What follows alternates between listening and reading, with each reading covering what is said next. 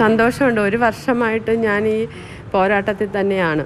ഒരു വർഷമായി. കഴിഞ്ഞ മാർച്ച് 18, 2023 തുടങ്ങിയ പോരാട്ടമാണിത്. PB അനിതയ്ക്കും പിന്തുണച്ചവർക്കും ഇത് പോരാട്ടത്തിന്റെ വിജയമാണ്. കാരണം ഹൈക്കോടതിയുടെ അനുകൂല ഉത്തരവുണ്ടായിട്ടും തിരികെ ജോലിയിൽ പ്രവേശിപ്പിക്കാതെ 6 ദിവസമാണ് അനിതയെ ആരോഗ്യവകുപ്പ് പുറത്തു നിർത്തിയത്. പ്രതിഷേധത്തിനൊപ്പം ഹൈക്കോടതിയിൽ കോടതിയലക്ഷ്യ ഹർജിയുമായി അനിത, റിവ്യൂ ഹർജിയുമായി സർക്കാരും. കോടതിയലക്ഷ്യ ഹർജി നമ്മൾ നേരത്തെ കൊടുത്താണല്ലോ, അത് പിൻവലിക്കാൻ ഇനി പറ്റില്ലല്ലോ. ഇല്ല, അത് മുന്നോട്ട് പോകും. കാരണം 6 ദിവസം ഞാനിവിടെ വെയിലത്തിരുന്ന് നിങ്ങളെല്ലാവരും കണ്ടതല്ലേ. റിവ്യൂ പോയാലും എനിക്ക് നീതി കിട്ടുമെന്ന് തന്നെയാണ് ഞാൻ പ്രതീക്ഷിക്കുന്നത്. 2 ഹർജികളും ഹൈക്കോടതി നാളെ പരിഗണിക്കും.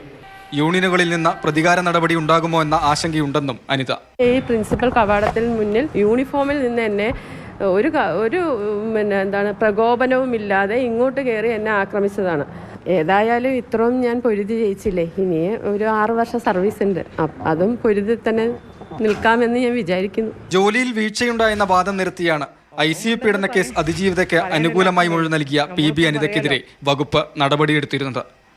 മാതൃഭൂമി ന്യൂസ്, കോഴിക്കോട്.